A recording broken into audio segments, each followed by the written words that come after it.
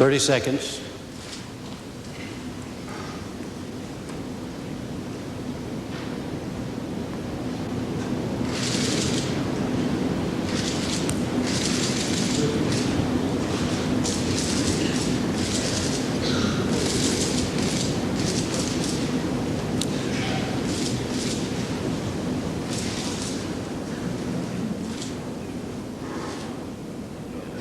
Good evening from the field house at Washington University in St. Louis. I'm Jim Lara of the NewsHour on PBS. And I welcome you to this third and final Campaign 2000 debate between the Democratic candidate for president, Vice President Al Gore, and the Republican candidate, Governor George W. Bush of Texas. Let's welcome the candidates now.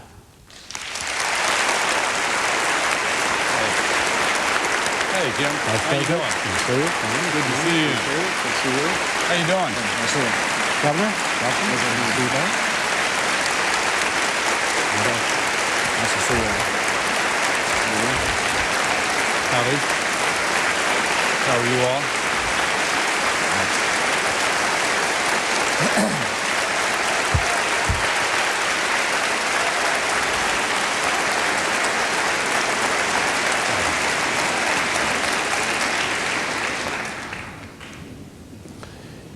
Before proceeding tonight, we would like to observe a moment of silence in memory of Governor Mel Carnahan of Missouri, who, along with his son and his former chief of staff, died in a private plane crash last night near St. Louis.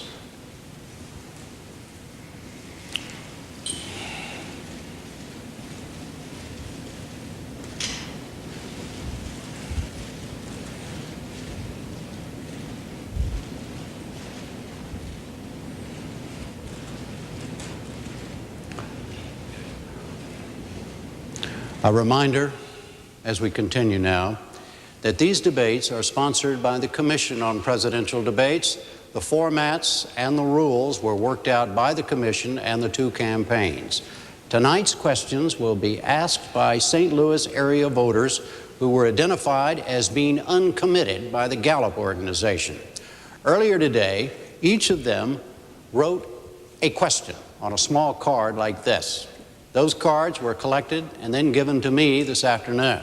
My job, under the rules of the evening, was to decide the order the questions will be asked and to call on the questioners accordingly. I also have the option of asking follow-ups, which, in order to get to more of the panel's questions, for the record, I plan to do sparingly and mostly for clarifications.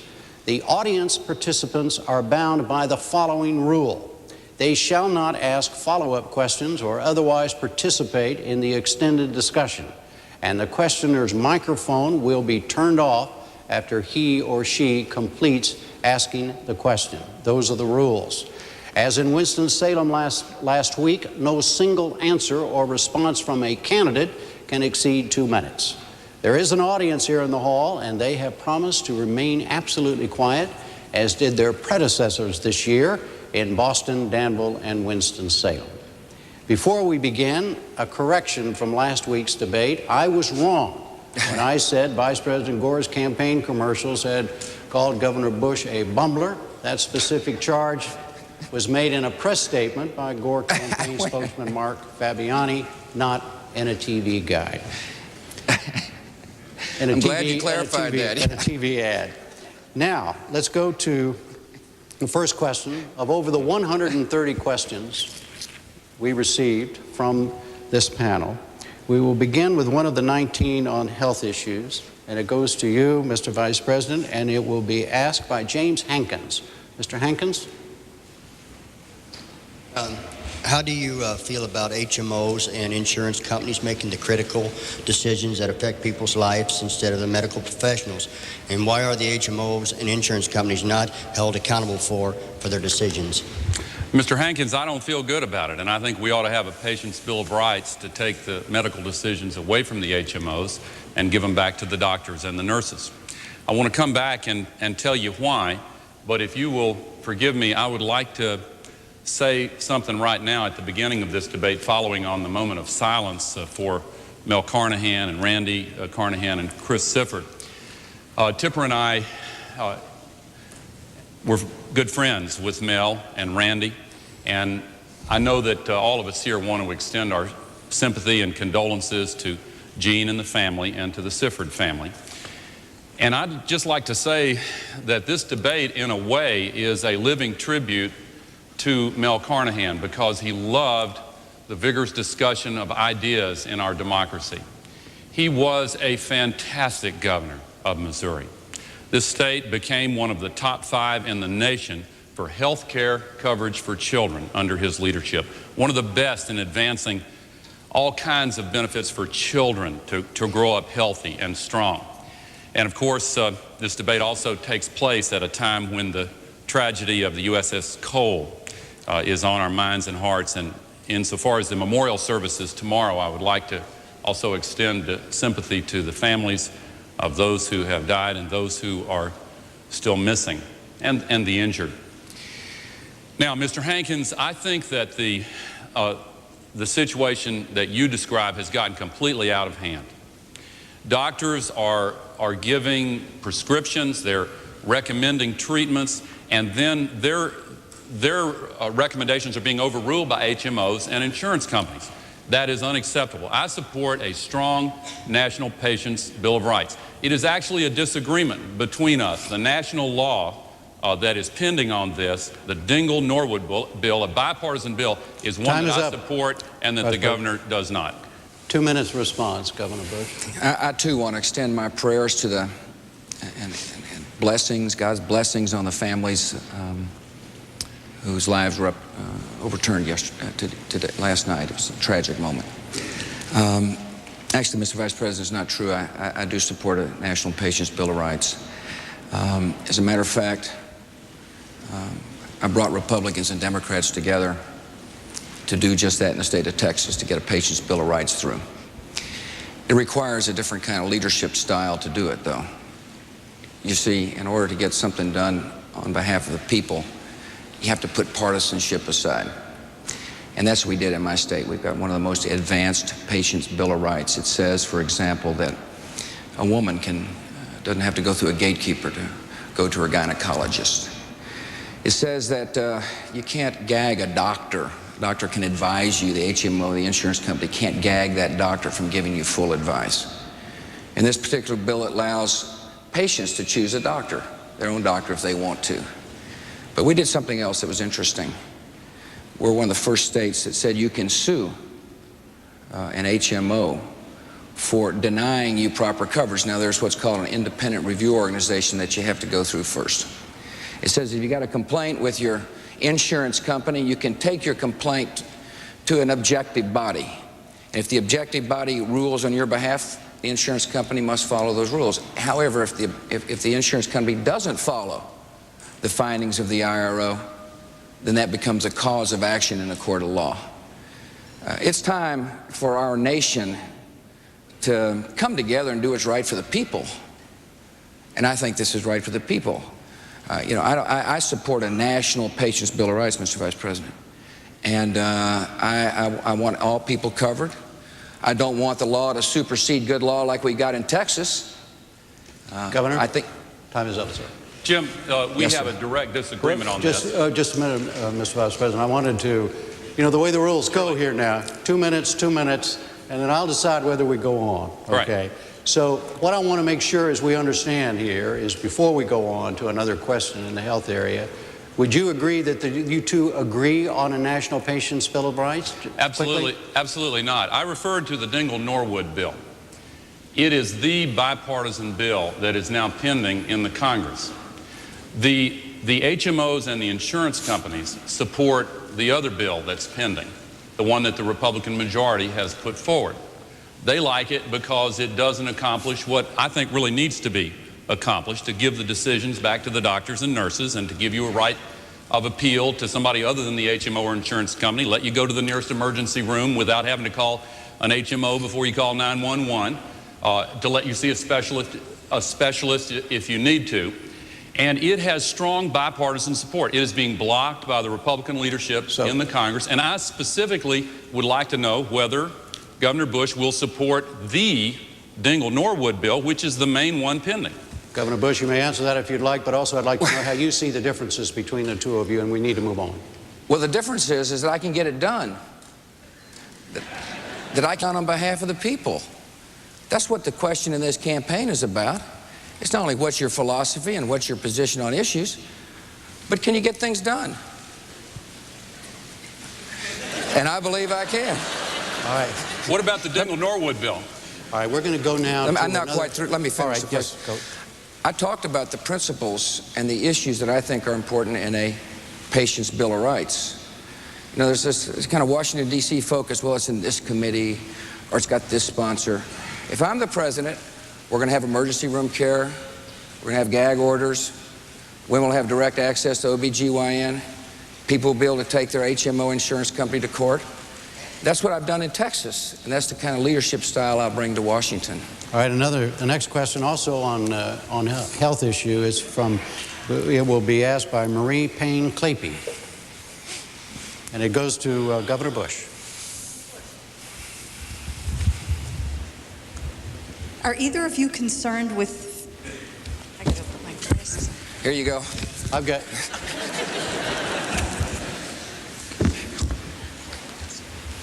Okay. Are either of you concerned with finding some feasible way to lower the price of pharmaceutical drugs, such as education on minimizing intake, revamp of the FDA process, or streamline the drug companies' procedures instead of just finding more money to pay for them? Well, that's a great question. I think one of the problems we have, particularly for seniors, is there's no prescription drug coverage in Medicare, and therefore when they have to try to purchase drugs, they do so on their own. There's no kind of collective bargaining. There's no power of purchasing amongst seniors. So I think step one to make sure prescription drugs is more affordable for seniors, and those are the folks who really rely upon prescription drugs a lot these days, is to reform the Medicare system, is to have prescription drugs as an integral part of Medicare once and for all. The problem we have today is that, like the Patient's Bill of Rights, particularly with health care, there's a lot of bickering in Washington, D.C. It's kind of like a political issue as opposed to a people issue. So what I want to do is I want to call upon Republicans and Democrats to forget all the arguing and finger pointing and come together and take care of our seniors with a prescription drug program that says we'll pay for the poor seniors, we'll help all seniors with prescription drugs. In the meantime, I think it's important to have what's called immediate helping hand, which is direct money to states so that seniors, poor seniors, don't have to choose between food and medicine. That's a part of an overall overhaul. But purchasing power is important. I'm against price controls. I think price controls would hurt our ability to continue important research and development. Drug therapies are replacing a lot of medicines as we used to know it. One of the most important things is to continue the research and development component. And so I'm against price controls. Expediting drugs through the FDA makes sense, of course. Allowing the new bill that was passed in the Congress made sense to allow for drugs that were sold overseas to come back and other countries to come back into the United States. That makes sense. But the best thing to do is to reform Medicare. Vice President Gore, 2 minutes. All right, here we go again. Now look, if you want someone who will spend a lot of words describing a whole convoluted process and then end up supporting legislation that is supported by the big drug companies, this is your man. If you want someone who will fight for you and who will fight for the middle-class families and working men and women who are sick and tired of having their parents and grandparents pay higher prices for prescription drugs than anybody else, then I want to fight for you. And you asked a great question, because it's not only seniors. Listen, for 24 years, I have never been afraid to take on the big drug companies. They do some great things. They discover great new cures, and that's great. We want them to continue that. But they are now spending more money on advertising and promotion, you see all these ads, than they are on research and development. And they're trying to artificially extend the monopoly patent protection so they can keep charging these very high prices. I want to streamline the approval of the competing generic drugs and the new kinds of treatments that can compete with them so that we bring the price down for everybody. Now, briefly, let me tell you how my prescription drug plan works. The governor talked about Medicare. I propose a real prescription drug benefit under Medicare for all seniors. All seniors. And here's how it works. You pick your own doctor, and nobody can take that away from you. The doctor chooses the prescription that you need, and nobody can overrule your doctor. You go to your own pharmacy, and then Medicare pays half the price. If you're poor, they pay all of it. If you have extraordinarily high cost, then they pay all over $4,000 out of pocket. And I'll bring new competition to bring the price down. And if you pass the big drug companies' bill, nothing will happen. All right, another health question. It comes from Vicki French, and it's for you, Vice President Gore. Vicki French, where are you? Oh, there she is. Yes. We spend billions of dollars every year on taxes, or pay billions of dollars in taxes. Would you be open to the idea of a national health care plan for everybody? And if not, why? If so, is this something you would try to implement if you're elected into office, and what would you do to implement this plan? I think that we should move step by step toward universal health coverage, but I am not in favor of government doing it all. We've spent 65 years now on the development of a hybrid system, partly private, partly public. And 85% of our people have health insurance, 15% don't. That adds up to 44 million people. That is a national outrage. We have got to get health coverage for those who do not have it. And we've got to improve the quality for those who do, with a Patient's Bill of Rights that's real and that works, the Dingell-Norwood bill. And we have got to fill in the gaps in coverage by finally bringing parity for the treatment of mental illness, because that's been left out. We've got to deal with long-term care. Now, here are the steps that I would take first of all. I will make a commitment to bring health care coverage of high quality that is affordable to every single child in America within 4 years. And then we'll fill other gaps by covering the parents of those children when the family is poor, or up to 2.5 times the poverty rate. I want to give a tax credit for the purchase of individual health insurance plans. I want to give small business employers a tax credit, 25%, to encourage the providing of health insurance for the employees in small businesses. I want to give seniors who are, well, the near elderly, I don't like that term because I'm just about in that category. But those 55 to 65 ought to be able to buy into Medicare for premiums that are reasonable and fair and significantly below what they have to get now. Now, we have a big difference on this, and you need to know the record here. Under Governor Bush, Texas has sunk to be 50th out of 50 in health insurance for their citizens. Last week, he said that they were spending $3.7 billion, or $4.7 billion on this. Mr. Vice President? Okay. Time is up. Governor Bush, 2 minutes. I'm absolutely opposed to a national health care plan. I don't want the federal government making decisions for consumers or for providers. I remember what the administration tried to do in 1993. They tried to have a national health care plan, and fortunately it failed. I trust people. I don't trust the federal government. It's going to be one of the themes you hear tonight. I don't want the federal government making decisions on behalf of everybody. There is an issue with the uninsured. There sure is. And we've got uninsured people in my state. Ours is a big state, fast-growing state. We share a common border with another nation. But we're providing health care for our people. One thing about insurance, that's a Washington term. The question is, are people getting health care? And we've got a strong safety net, and there needs to be a safety net in America. There needs to be more community health clinics where the poor can go get health care.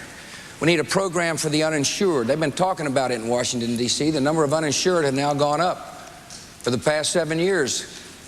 We need a $2,000 credit rebate for people, working people who don't have insurance. They can get in the marketplace and start purchasing insurance. We need to have allow small businesses to write insurance across jurisdictional lines so small business can afford health care. Small restaurants can afford health care. And so health care needs to be affordable and available.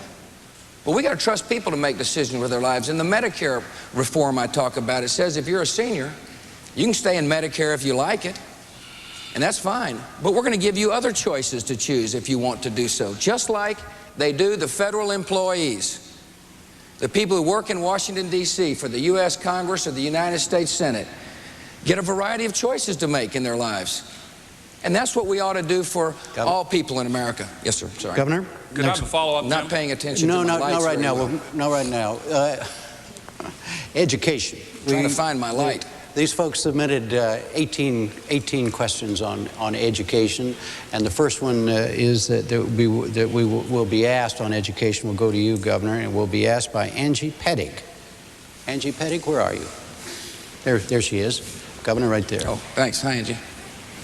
I've heard a lot about education and the need to hold teachers in schools accountable, and I certainly agree with that. But as an individual with an educational background and also a parent, I have seen a lot of instances where the parents are unresponsive to the teachers or flat out uninvolved in their child's education. How do you intend to not only hold the teachers in schools accountable, but also hold parents accountable? Well, you know, it's hard to make people love one another. I wish I knew the law, because I'd darn sure sign it. I wish I knew the law that said all of us should be good parents. One of the things the next president must do is to remind people that if we're going to have a responsible period in America, that each of us must love our children with all our heart and all our soul. I happen to believe strong accountability encourages parental involvement, though.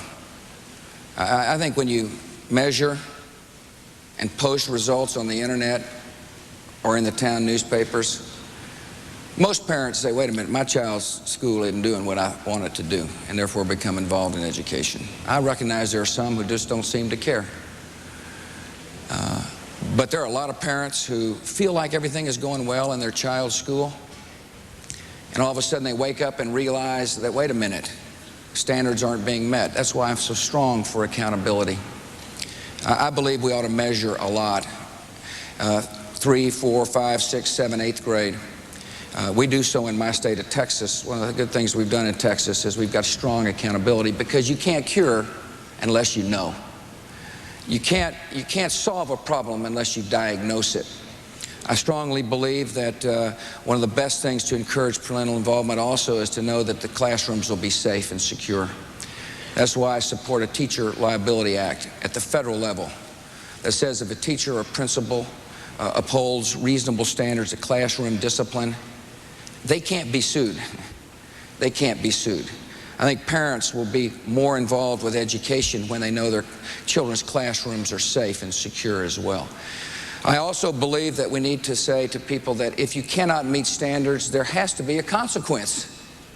Instead of just the kind of the soft bigotry of low expectations, that there has to be a consequence. We can't continue to shuffle children through school. And one of the consequences is to allow parents to have different choices. Vice President Gore? Yeah, we have a huge difference between us on this question. I'd like to start by telling you what my vision is. I see a day in the United States of America where all of our public schools are considered excellent, world class, where there are no failing schools, where the classrooms are small enough in size, number of students, so that the teacher can spend enough one-on-one time with each student. Now that means recruiting new teachers for the public schools. It means, in my plan, hiring bonuses to get 100,000 new teachers in the public schools within the next 4 years. It means also helping local school districts that sometimes find the parents of school-age children outvoted on bond issues, to give them some help with interest-free bonding authority so that we can build new schools and modernize the classrooms. We need to give teachers the training and professional development that they need to, including a paid time off to go visit the classroom of a master teacher and pick up some new skills. I want to give every middle-class family a $10,000 a year tax deduction for college tuition, so that middle-class families will always be able to send their kids on to college. I want to work for universal preschool because we know from all the studies that the youngsters learn, kids learn more in the first few years of life than anywhere else. Now, I said there was a contrast. Governor Bush is for vouchers, and in his plan, he proposes to drain more money, more taxpayer money out of the public schools for private school vouchers than all of the money that he proposes in his entire budget for public schools themselves. And only 1 in 20 students would be eligible for these vouchers, and they wouldn't even pay the full tuition to private school. I think that's a mistake. I don't think we should give up on the private schools and leave kids trapped in failing schools. I think we should make it the #1 priority to make our schools the best in the world, all of them. Governor, what is your position on that? Yeah, I appreciate that. I think anytime we end with one of these attacks, it's appropriate to respond. Here's what I think. First of all, vouchers are up to states. If you want to do a voucher program in Missouri, fine. See, I strongly believe in local control of schools. I'm a governor of a state, and I don't like it when the federal government tells us what to do. I believe in local control of schools, but here's what I've said. I've said to the extent we spend federal money on disadvantaged children, we want the schools to show us whether or not the children are learning. What's unreasonable about that? We expect there to be standards met, and we expect there to be measurement. And if we find success, we'll praise it. But when we find children trapped in schools that will not change and will not teach, instead of saying, oh, this is okay in America just to shuffle poor kids through schools, there has to be a consequence. And the consequence is that federal portion of federal money will go to the parent. So the parent can go to a tutoring program or another public school or another private school. You see, there has to be a consequence. We've got a society that says, hey, the status quo is fine, just move them through. And guess who suffers? What is the harm on voucher? What's the other side on voucher? Well, the program that he's proposing is not the one that he just described.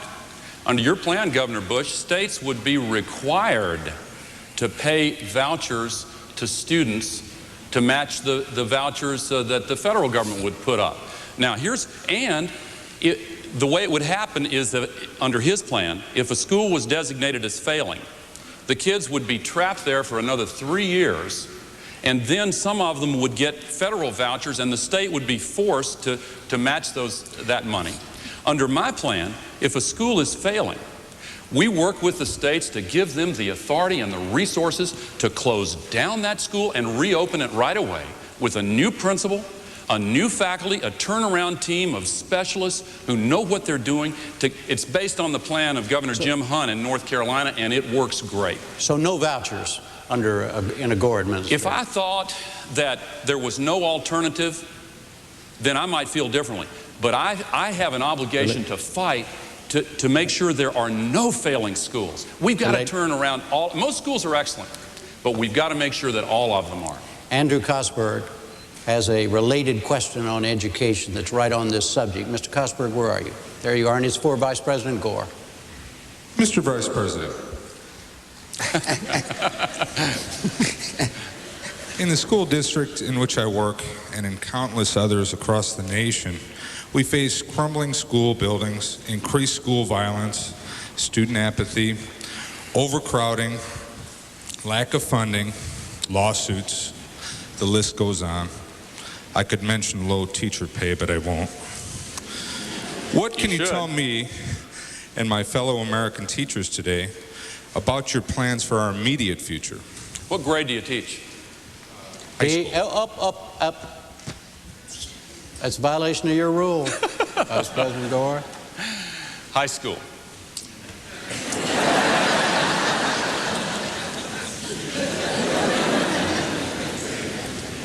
I mentioned before that the local communities are having a harder time passing bond issues. Traditionally, if you've been involved in a campaign like that, you know that the parents with kids in school are the ones that turn out and vote. It's ironic that there's now a smaller percentage of the voters made up of parents with children than ever in American history because of the aging of our population. But at the same time, we've got the largest generation of students in public schools ever. More than 90% of America's children go to public schools. And it's the largest number ever this year, and they'll break the record next year and every year for 10 years running. We've got to do something about this. And it's not enough to leave it up to the local school districts. They're not able to do it. And our future depends upon it. Look, we're in an information age. Our economic future depends upon whether or not our children are going to get the kind of education that lets them go on to college. And again, I want to make it possible for all middle-class families to send their kids to college, and more Pell Grants for those who are in the lower income groups also.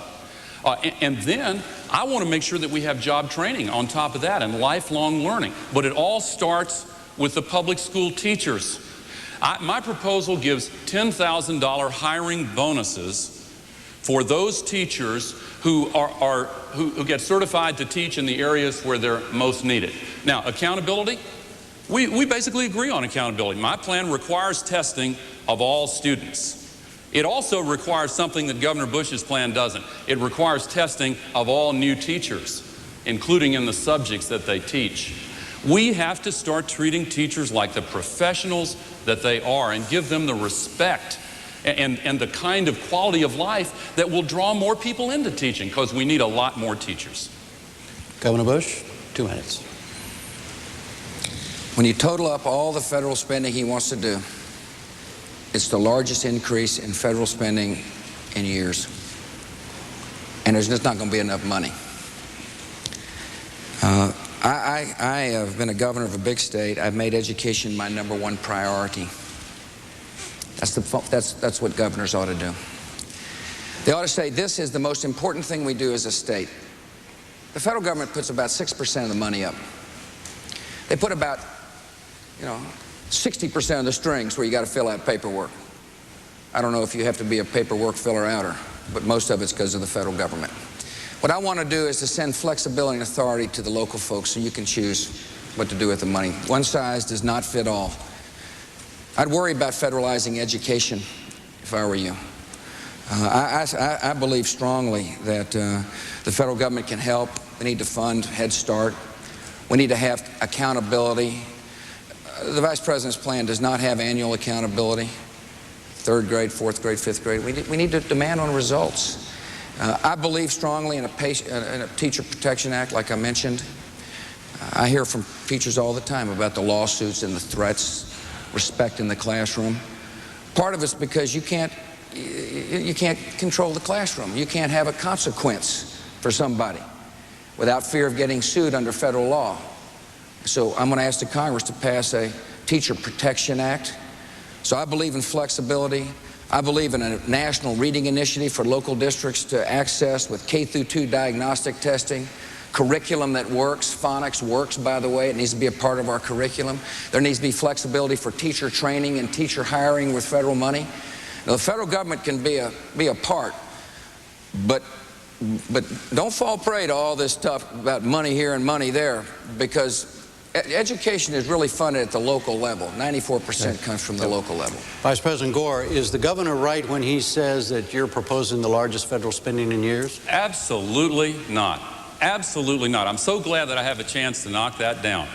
Look, the problem is that under Governor Bush's plan, $1.6 trillion tax cut, mostly to the wealthy, under his own budget numbers, he proposes spending more money for a tax cut just for the wealthiest 1% than all of the new money that he budgets for education, health care, and national defense combined. Now, under my plan, we will balance the budget every year. I'm not just saying this, I'm not just talking. I have helped to balance the budget for the first time in 30 years, pay down the debt. And under my plan, in 4 years, as a percentage of our gross domestic product, federal spending will be the smallest that it has been in 50 years. One reason is, the 3rd biggest spending item in our budget is interest on the national debt. We get nothing for it. We keep the good faith and credit of the United States. I will pay down the debt every single year until it is eliminated early in the next decade. That gets rid of the 3rd biggest intrusion of the federal government in our economy. Now, because the governor has all this money for a tax cut mostly to the wealthy, there is no money left over, so schools get testing and lawsuit reform and not much else. Governor, the Vice President says you're wrong. Well, he's wrong. Just add up all the numbers. It's 3 times bigger than what President Clinton proposed.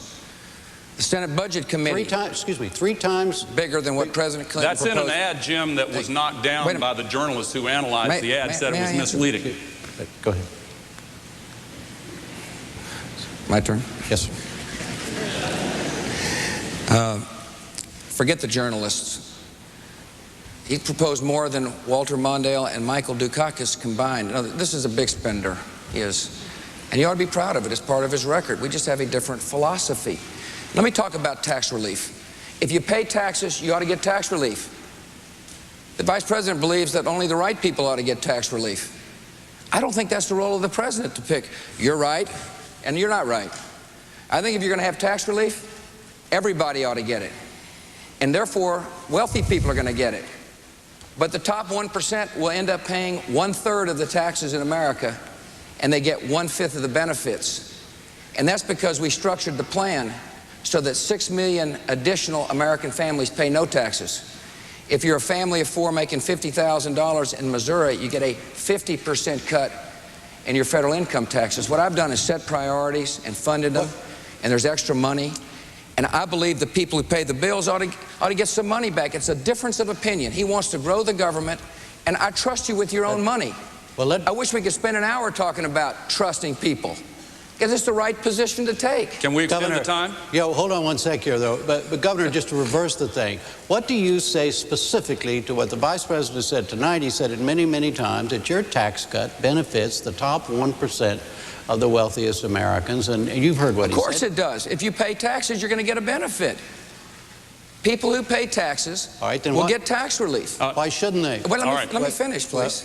Under my plan, if you make the wealthy people pay 62% of the taxes today. Afterwards, they pay 64%. This is a fair plan. You know why? Because the tax code is unfair for people at the bottom end of the economic ladder. If you're a single mother making $22,000 a year today, and you're trying to raise 2 children, for every additional dollar you earn, you pay a higher marginal rate on that dollar than someone making $200,000, and it's not right. Vice President so I want to do something about that. All right, Vice President Gore. Look, this isn't about Governor Bush. It's not about me. It is about you. And I want to come back to something I said before. If you want somebody who believes that we were better off 8 years ago than we are now, and that we ought to go back to the kind of policies that we had back then, emphasizing tax cuts mainly for the wealthy, here is your man. If you want somebody who will fight for you and who will fight to have middle-class tax cuts, then I am your man. I want to be. Now, I doubt anybody here makes more than $330,000 a year. I won't ask you, but if you do, you're in the top 1%. It would be a violation of the rules. They couldn't. I'm not going to ask. But if everyone here in this audience was dead on in the middle of the middle class, then the tax cuts for every single one of you all added up would be less than the tax cut his plan would give to just one member of that top wealthiest 1%. Now, you judge for yourselves whether or not that's fair. Quick, and then we're moving on. Good. 50 million Americans get no tax relief under his plan. That's not right. You may not be one of them. You're just not one of the right people. And secondly, we've had enough fighting. It's time to unite. You talk about 8 years. In 8 years, they haven't gotten anything done on Medicare, on Social Security, a patient's Bill of Rights. All right. It's time to get something done. Hey, we're going to move on. I've got to answer that, Jim. Medicare, I cast the tie-breaking vote to add 26 years to the life of Medicare. It was due to go bankrupt in 1999. And that 50 million figure, again, the newspapers, I said, you said forget the journalists, but they are the keepers of the scorecard and whether or not you're using facts that aren't right, and that fact is just not right. Speaking of keepers of the scorecard, that's what I'm trying to do here, Mr. Vice President, Governor Bush. We're going to move on. We're going to have to move on. All right, there were 12 questions on foreign and military matters, and the first one that we're going to ask will be directed to you, Governor Bush, and David Norwood is going to ask it. Mr. Norwood, where are you? There you are. What would make you the best candidate in office during the Middle East crisis? I've been a leader. been a person who has to set a clear vision and convince people to follow.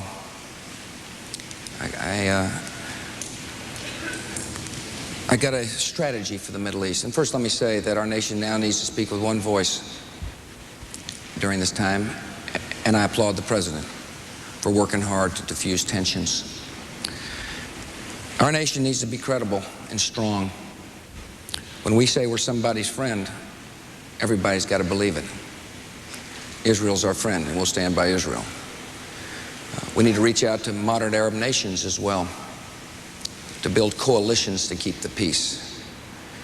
I also need to, the next leader needs to be patient. We can't put the Middle East peace process on our timetable. It's got to be on the timetable of the people that we're trying to bring to the peace table. We can't dictate the terms of peace, which means that you have to be steady. You can't worry about polls or focus groups. You've got to have a clear vision. That's what a leader does. A leader also understands that the United States must be strong to keep the peace. Saddam Hussein still is a threat in the Middle East. Our coalition against Saddam is unraveling. The sanctions are loosened. He's a man who may be developing weapons of mass destruction. We don't know because inspectors aren't in. So to answer your question, requires a clear vision, a willingness to stand by our friends, and the credibility for people, both friend and foe, to understand when America says something, we mean it. Vice President Gore.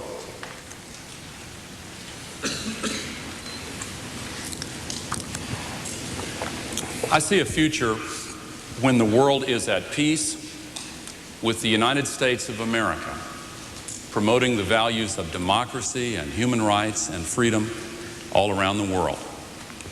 Even in Iran, they have had an election that began to bring about some change. We stand for those values, and we have to be willing to assert them. Right now, our military is the strongest in the entire history of the world. I pledge to you, I will do whatever is necessary to make sure that it stays that way. Now, what can I bring to that challenge? When I was a young man, my father was a senator opposed to the Vietnam War. When I graduated from college, there were plenty of fancy ways to get out of going and being a part of that. I went and I volunteered, and I went to Vietnam. I didn't do the most or run the gravest risk by a long shot, but I learned what it was like to be an enlisted man in the United States Army. In the Congress, in the House of Representatives, I served on the House Intelligence Committee, and I worked hard to learn the subject of nuclear arms control and how we can defuse these tensions and deal with non-proliferation and deal with the problems of terrorism and these new weapons of mass destruction. Look, we're going to face some serious new challenges in the next 4 years. I've worked on that long and hard. When I went to the United States Senate, I asked for an assignment to the Armed Services Committee. And while I was there, I worked on a bipartisan basis, as I did in the House. I worked with former President Reagan on the modernization of our strategic weaponry. In the Senate, I was one of only 10 Democrats, along with Senator Joe Lieberman, to support Governor Bush's dad in the Persian Gulf War resolution. And for the last 8 years, I've served on the National Security Council. Could I say just one other thing here? No, sir. We'll get back. The next question is to you. And fine, I'll wait. It's a related question. It's going to be asked by Kenneth Allen. Mr. Allen? I think that he gets oh, I'm sorry, you're right. Go ahead. Mr. Allen, right there. Vice President, today our military forces are stretched thinner and doing more than they've ever done before during peacetime. I'd like to know I think we'd all like to know what you, as President, would do to ensure proper resourcing for the current mission and/or more selectively choosing the time and place that our forces will be used around the world. Thank you, sir. Just to finish briefly, I started to say that for the last 8 years I've been on the National Security Council, and last week I suspended campaigning for 2 days or parts of 2 days to go back and participate in the meetings that charted the President's summit meeting that he just returned from earlier today. And our country's team over there did a great job. It's a difficult situation. The United States has to be strong in order to make sure that we can help promote peace and security and stability. And that means keeping our military strong. Now, I said earlier that we are the strongest military, but we need to continue improving readiness and making sure that our military personnel are adequately paid, and that the combination of their pay and their benefits and their retirement as veterans is comparable to the stiff competition that's coming in this strong economy from the private sector. And I have supported the largest pay raise in many a year, and I support another one now. I also support modernization of our strategic and tactical weaponry. The governor's proposed skipping a generation of technology. I think that would be a mistake, because I think one of the ways we've been able to be so successful in Kosovo and Bosnia and Haiti and in other places is by having the technological edge. You know, we won that conflict in Kosovo without losing a single human life in combat, a single American life in combat. Now, readiness. The trends before I got my current job were on the decline. The number of divisions were reduced. I argued that we should reverse that trend and take it back up. And I'm happy to tell you that we have. Now, in my budget for the next 10 years, I propose $100 billion for this purpose. The governor proposes $45 billion. I propose more than twice as much because I think it's needed. Governor Bush, 2 minutes. If this were a spending contest, I'd come in second. I readily admit I'm not going to grow the size of the federal government like he is. Your question was deployment.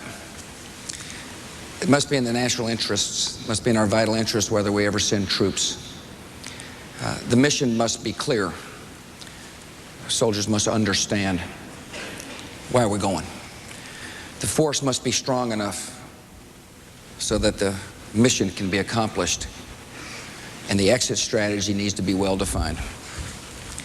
I'm concerned that we're over-deployed around the world.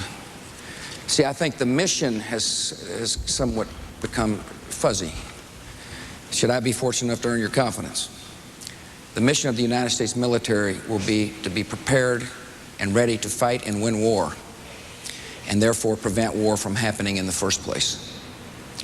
There may be some moments when we use our troops as peacekeepers, but not often. The Vice President mentioned my view of the long term for the military. I want to make sure the equipment for our military is the best it can possibly be, of course. But we have an opportunity.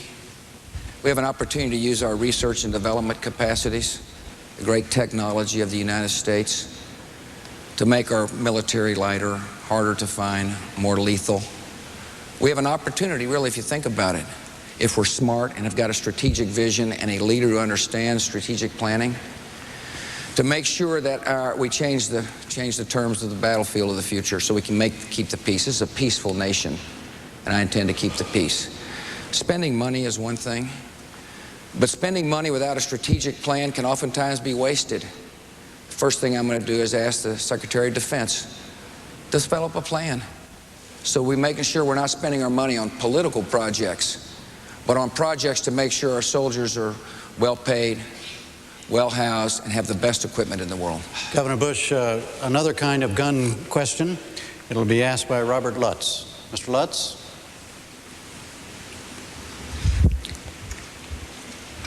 Governor Bush. Yes, sir. We'd just like to know, what is your opposition to the Brady handgun bill? I'm sorry, I didn't hear that. We'd like to know why you object to the Brady handgun bill, if you do object to it. Because on a recent TV ad, it showed that the National Rifle Association says if you are elected, that they will be working out of your office. Well, I can just see.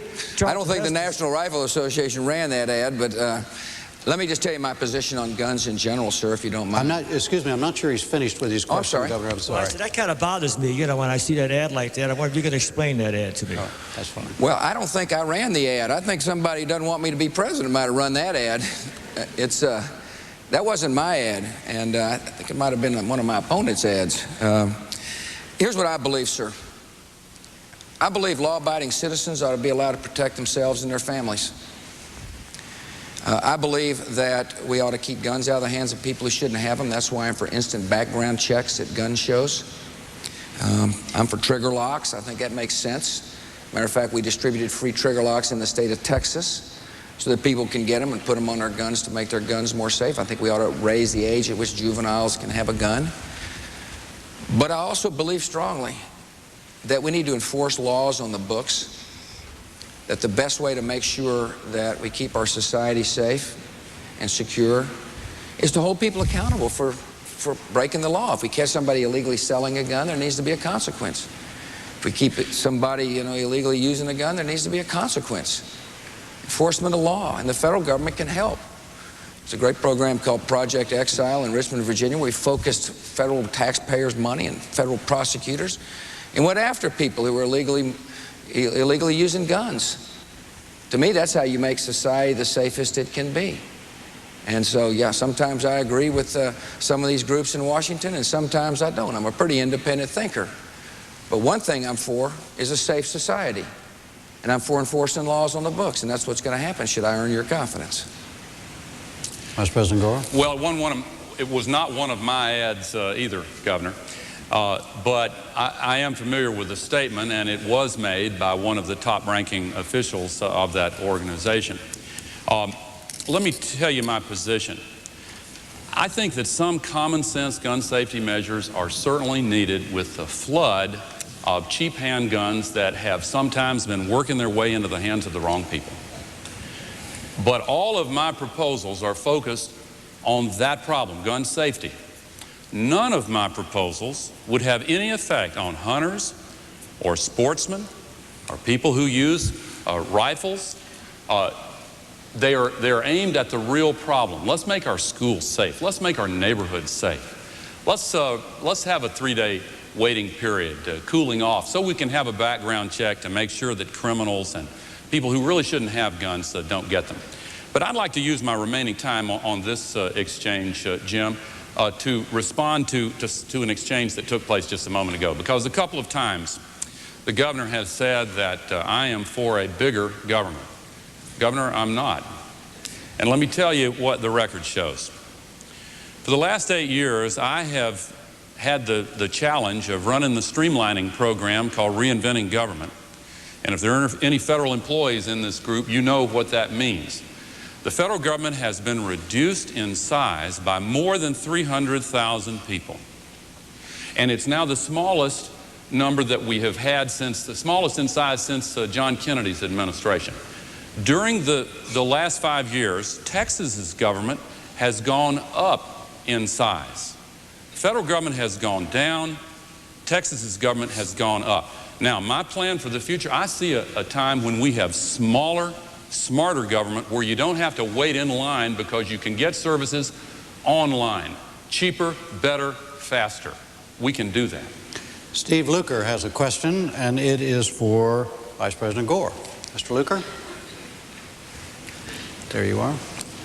Vice President Gore, the family farms are disappearing and having a hard time even in the current positive economic environment. What steps would you or your administration take on agricultural policy developments to protect the family farms for this multifunctional service they perform? We've got a bumper crop this year, but that's the good news. You know what the bad news is that follows on that. The prices are low. In the last several years, the so-called Freedom to Farm law has, in my view, been mostly a failure.